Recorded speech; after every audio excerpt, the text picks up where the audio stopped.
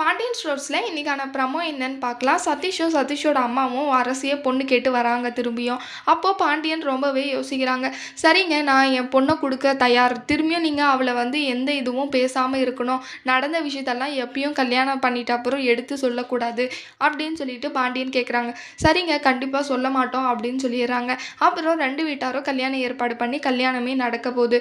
அந்த டைமில் குமார் ரொம்பவே ஃபீல் பண்ணுறாங்க. அரசிக்கு கல்யாணம் ஆகுதுன்னு சொல்லிட்டு நம்ம அவளை ரொம்பவே விரும்பணும், அவளை நான் நல்லா பார்த்துக்கணும்னு நினச்சேனே, ஆனால் இப்படியெல்லாம் நடக்குதே அப்படின்னு சொல்லிட்டு ரொம்ப ஃபீல் பண்ணுறாங்க.